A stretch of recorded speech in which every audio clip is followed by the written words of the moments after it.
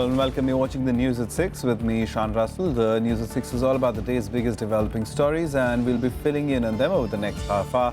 But first, the headlines that we're tracking right now. On the second day of Vice President Mohammad Hamid Ansari's visit, India and Morocco signed 5 MOUs, discussed need to expand areas of bilateral cooperation.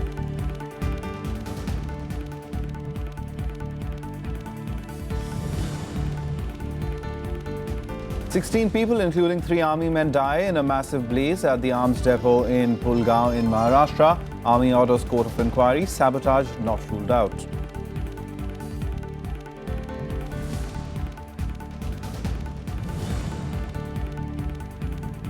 Sushma Swaraj meets African students to assure them of their safety and security, says killing of Congolese national was not racial.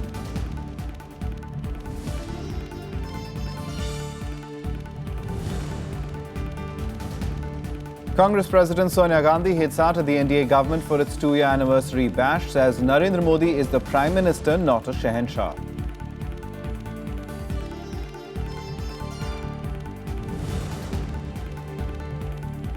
And tensions rise in northeastern Asia after North Korea makes another unsuccessful attempt at test firing a missile. Japan puts its forces on alert.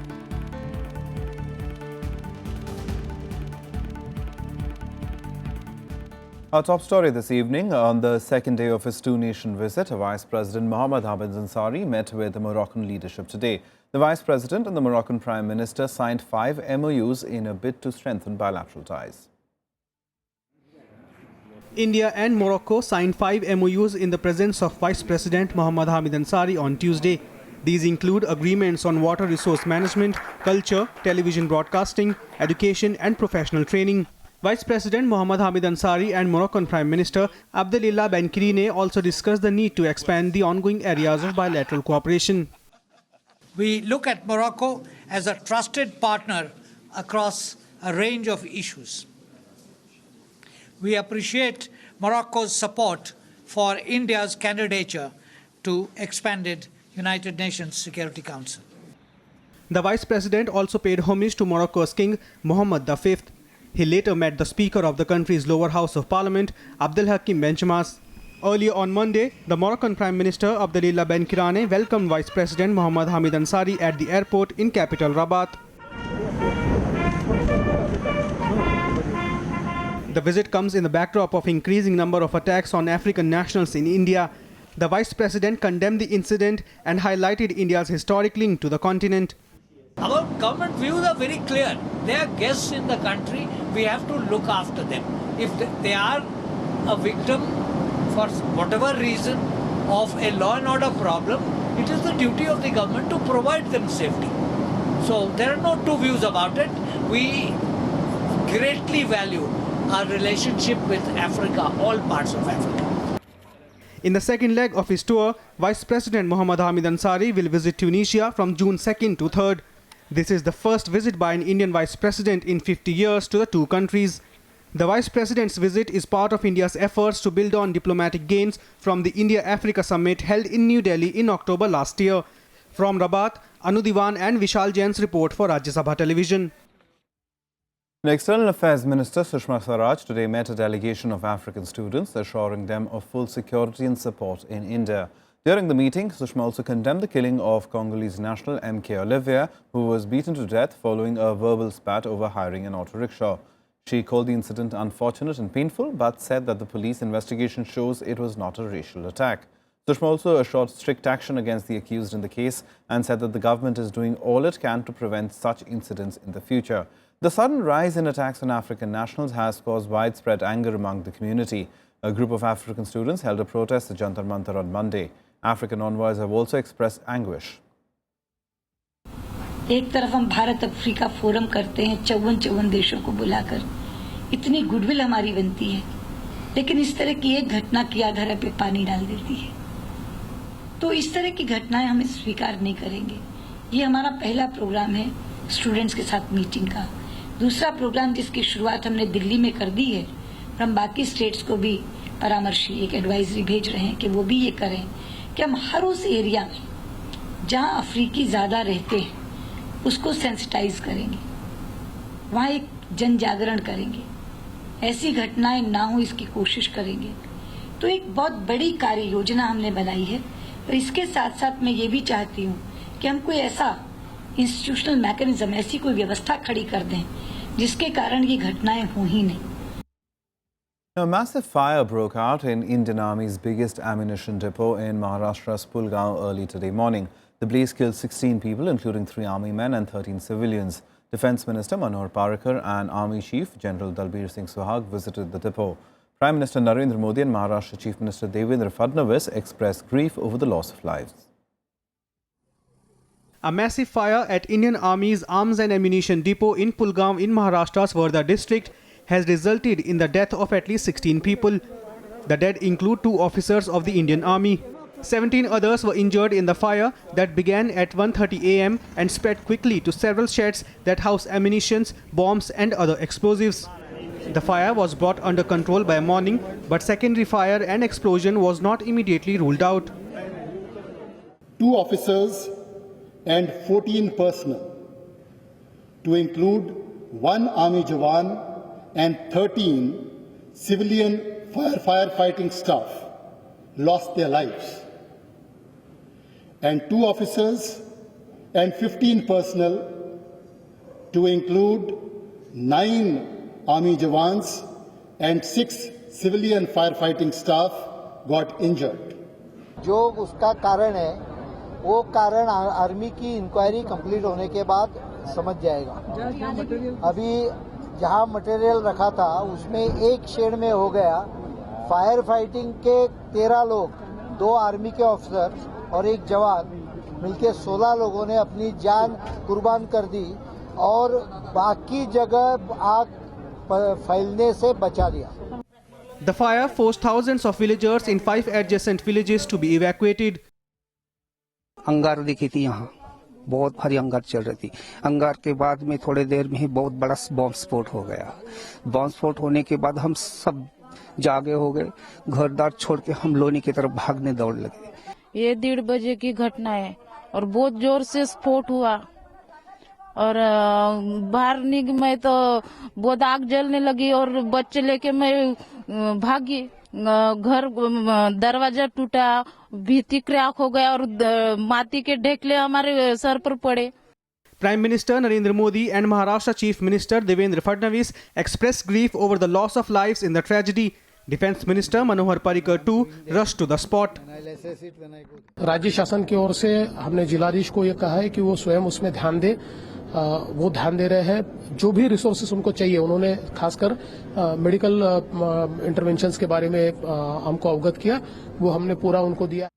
The army is not ruling out sabotage behind the tragedy and has ordered a court of inquiry into the incident. The extent of damage to defence assets is being ascertained. The Pulgaon depot is responsible for all India supply of ammunition and explosives. Bureau Report, Rajya Sabha TV. The Congress President Sonia Gandhi today reacted strongly to reports of alleged links of her son-in-law Robert Vadra with an arms dealer. She said one family was being targeted every day as part of a well-planned conspiracy. She also expressed displeasure over the government's 2-year celebrations at India Gate, saying the Prime Minister has begun to behave like a Shahenshah or king. मैंने कभी ऐसा नहीं देखा। प्रधानमंत्री एक प्रधानमंत्री है, शहंशाह नहीं है। देश में जब अभी गरीबी है, सूखा है, किसान परेशान है, तो इस तरह की शो सेटअप करना मुझे लगता मुनासिब नहीं। Congress President Sonia Gandhi castigating the Modi government over its 2-year anniversary celebrations. Speaking to media persons in Raebareli, the Congress President said Prime Minister Narendra Modi was behaving like a Shahenshah. She also alleged that allegations against her son-in-law Robert Vadra were part of a larger conspiracy of the BJP against the Congress party. ये भी एक षड्यंत्र है। कांग्रेस मुक्त भारत का मतलब क्या है? रोज कुछ न कुछ ये लोग बहाना बनाते हैं, गलत इल्जाम लगाते हैं। अगर कुछ ऐसी बात है तो बिना भेदभाव जांच करो, दूध का दूध, पानी का पानी। This government has mastered the art of selectively leaking some document or manufacturing and fabricating papers and giving it to some select few in the media to defame and to target. The BJP was quick to retort, both in defending the Prime Minister and questioning the Congress party's stand on corruption charges against Robert Vadra. Who other than Gandhis can be called as the Sahensa? They have been ruling this country as if this country was their fiefdom. As far as Prime Minister Mr. Modi is concerned, he is a poor man. He is a chaiwala who has risen gradually because of his hard work, because of the blessings of the people of India. He has become the Prime Minister. And it's but natural when a poor man becomes the Prime Minister of the country, it is very difficult for the dynasts to digest it. Now it proves that the allegation on Robert Vadra is not the personal allegation on any person, but it is on entire Congress party. That's why the Congress president has came openly in defense of that. Robert Vadra is being probed after income tax raids on controversial arms dealer Sanjay Bhandari revealed alleged links between the two and cryptic references to a London property. Bureau Report, Rajya Sabha TV. And our correspondent Vishal there has been tracking the story for us. Vishal, let's talk about the larger politics, because the rhetoric has been continuing for some time now. But as far as the political game plan is concerned, it seems that for the BJP and the government, it is really attack the Congress party, and in that attack, Sonia Gandhi and her family first.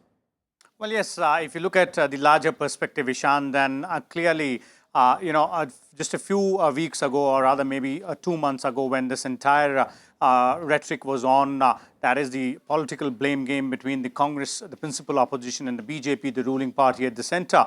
At that point in time, the BJP had just lost Bihar Assembly elections, and the Congress was trying to go ahead and bounce back, try and corner the government on several issues, including ensuring, sending a message across that the top leadership of the main opposition party is being targeted under a political vendetta. But then this time around, the picture is slightly different.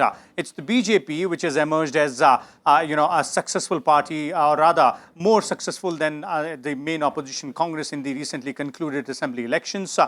The BJP seems to be buoyed by that particular fact. And in this background, if you look at these reports coming in about Robert Vadra, the son-in-law of the Congress president, Sonia Gandhi, then obviously, this puts more pressure on the Congress party and its top leadership. But there is one more distinction this time around. These allegations have, been around for quite some time, others as well. But then in those times, the Congress party refrained officially from defending Robert Vadra. They used to make a, make a statement. The spokesperson used to make a statement, or rather issue a statement, and it was left to Robert Vadra or his legal counsels to go ahead and make a statement or represent themselves on those specific cases. Yes, there was defense from the Congress party, but not in that vehement term as it has happened this time around. And this has started from none other than the Congress president herself, who was visiting her constituency, Raebareli, and made that strong statement. This has set in motion a chain of events where we've seen now, since morning onwards, a number of senior Congress leaders have come out and spoken against those papers which have come out mentioning Robert Vadra's name. A clear indication of what lies ahead as far as the political bickering between the BJP and Congress is concerned. This is going to get intense from here onwards, because this time around, it's the top leadership of the party, the president herself, who is taking this fight on. Right, Vishal. Also talking about what the Congress President Sonia Gandhi had to say about Prime Minister Modi and likening him to a king, a Shahenshah. Do you see this being a part of the political discourse over the next few days? Well, yes, there was an elaborate program which was conducted by the NDA government celebrating its 2 years in power at the center. And this was something which has already come under heavy criticism from the opposition parties. Specifically, the Congress has been, senior members of the Congress, former ministers, senior leaders have been holding press conferences on a daily basis to highlight NDA government's failures on several fronts. This comment can be seen as in continuity to that as well. But given the fact that this is coming in from none other than the Congress president, well, yes, it sort of indicates the kind of seriousness with which the Congress party plans to attack the NDA government, and it also clearly indicates that there are, this particular political fight, there are going to be no holes in this, and the Prime Minister also will not be spared as far as the political challenge and the political allegations from the opposition is concerned. All right, so the political vitriol continues. Vishal Daya, thanks very much for coming in and helping us understand what's going on the political scenario. Now, on the economic front, India has cemented its position as the world's fastest growing major economy, with the GDP for the fourth quarter of 2015-16 accelerating to 7.9%. This figure takes the growth figure for the last fiscal to 7.6%. The latest data is better than the consensus estimates of 7.5% growth in Q4. India maintains its lead over China, the world's second largest economy, where GDP growth slowed to a 7-year low of 6.7% between January and March 2016. The country's growth has been held back due to 2 consecutive droughts that have hit the farm sector. However, economists and market analysts are advocating caution about the current year numbers, with expectations of a flat GDP growth. In a bid to woo voters ahead of the UP Assembly elections in 2017, BJP President Amit Shah on Tuesday addressed a farmers' rally in Allahabad. While addressing villagers, Shah highlighted schemes launched by the Modi government, specifically those for the farmers and the common man. On his way to Allahabad, the BJP president also had lunch with a Dalit family in a village in Sevapuri Assembly segment in the Prime Minister's Lok Sabha constituency. एक ऐसी सरकार देने का काम किया है, वो लोग पढ़ते हैं तो प्रधानमंत्री किसानों के साथ खड़े होते हैं, बात आती है प्रधानमंत्री किसानों के साथ खड़े रहते हैं, नीट का सवाल खड़ा होता है तो विद्यार्थियों के साथ खड़े होते हैं, हर समस्या का समाधान करे, ऐसा एक प्रधानमंत्री देने का काम भारतीय जनता पार्टी ने किया है.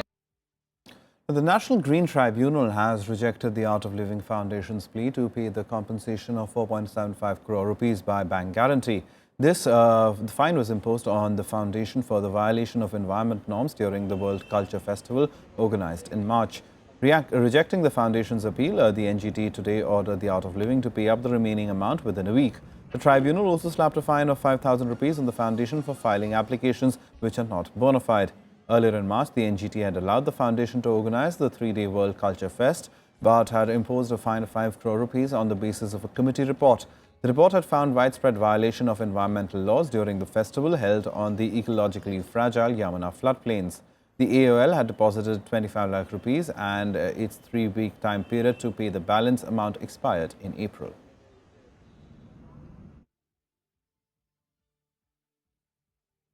We had moved an application for replacing or for furnishing a bank guarantee of the balance amount, and that application has been dismissed. We are weighing our options and we still have to have a look at the judgment. So we will read the judgment and then consider what we need to do, including maybe approach the Supreme Court. Time for us to take a short break. Lots more on the other side. Do stay tuned.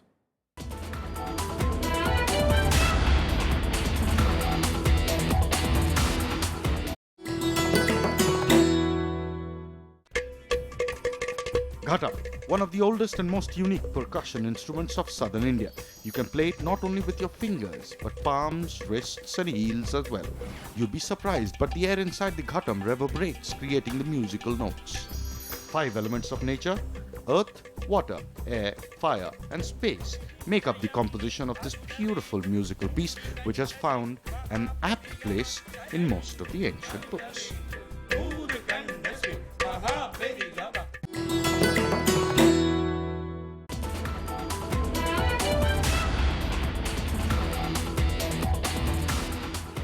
Welcome back. You're watching the news at 6. Some international news now. And tensions in northeastern Asia continue to grow after North Korea's latest attempt to test fire a missile failed on Tuesday.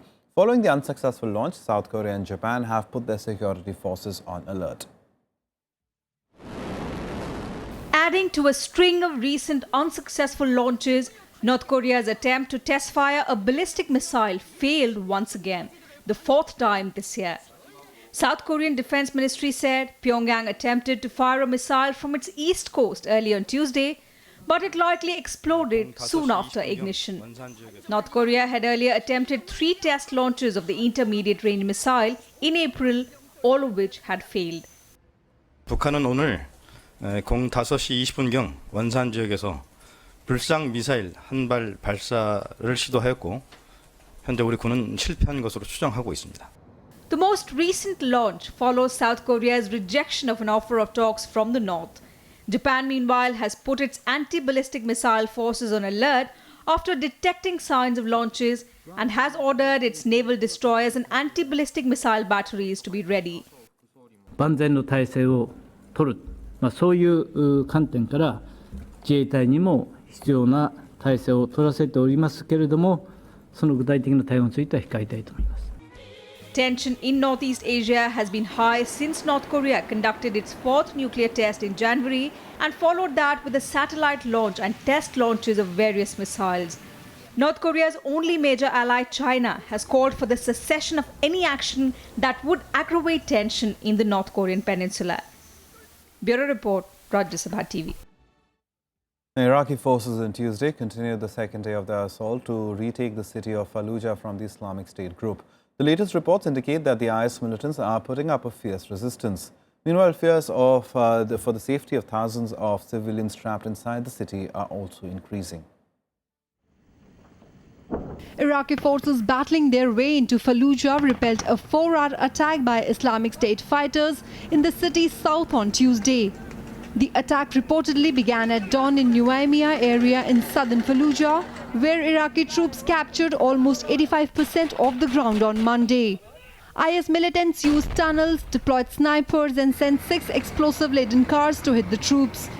The battle came a day after Iraqi military and militia forces entered the city with the help of US-led coalition airstrikes. Though the morale of the government forces is high, the Fallujah operation has come at a human cost. An estimated 50,000 civilians remain trapped in the crossfire.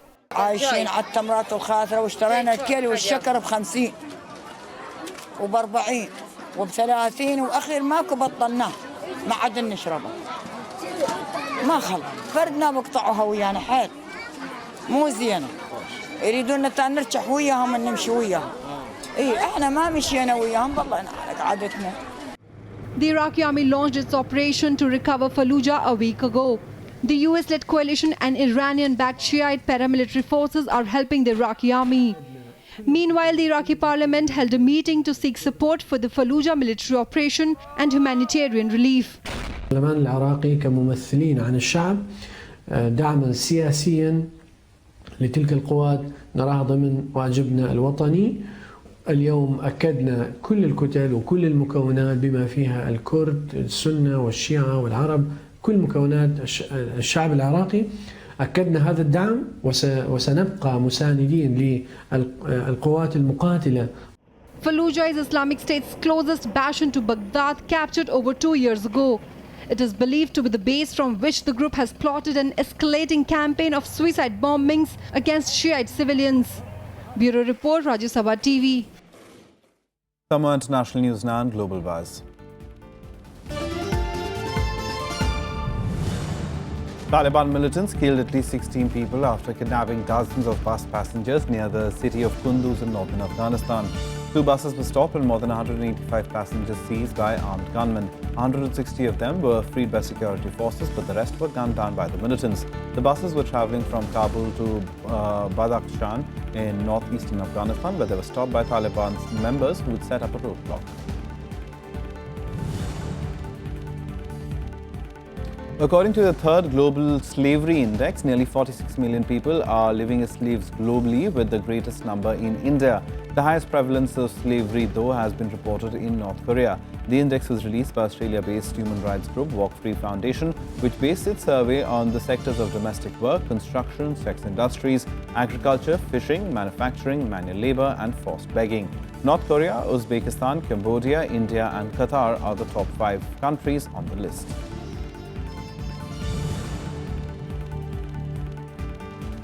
One of Europe's wealthiest villages has decided to pay a whopping £200,000 as fine instead of accepting around 10 refugees under its country's newly imposed quota. Residents in the picturesque Swiss village of Oberwil-Leili said that they voted no in the referendum whether to accept the refugees. The move comes after the Swiss government announced a quota system to meet its promise of allowing 50,000 asylum seekers into the country.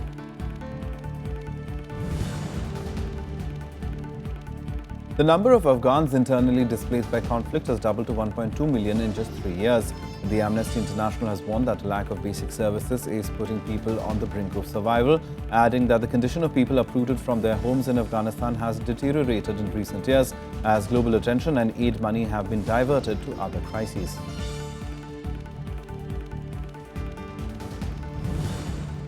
Time now for all the sports action in Sports Beat.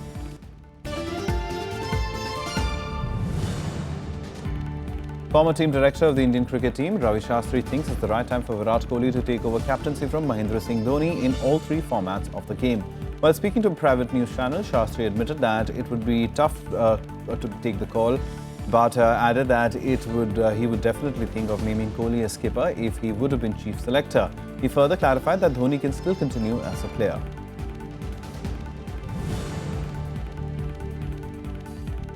In the French Open, Indo-Polish pair of Leander Paes and Marcin Matkowski will play their doubles quarter-final match today against the 5th seed Bryan brothers of the United States. In the mixed doubles, second seed pair of Sania Mirza and Croatian Ivar Dodig will clash with the French pair of Alize Cornet and Jonathan Eseric in the second round.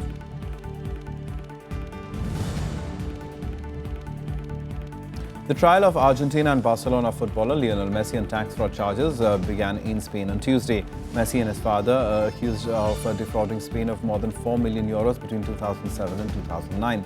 The authorities allege that the two used tax havens in Belize and Uruguay to conceal earnings from image rights. English skipper Alistair Cook became the youngest cricketer and the first English player to score 10,000 test runs. Playing against Sri Lanka in the second test, Cook broke Sachin Tendulkar's record of reaching the mark at the age of 31 years. He was also the youngest cricketer to score 7,000, 8,000 and 9,000 test runs. Well, that's all from us. Goodbye.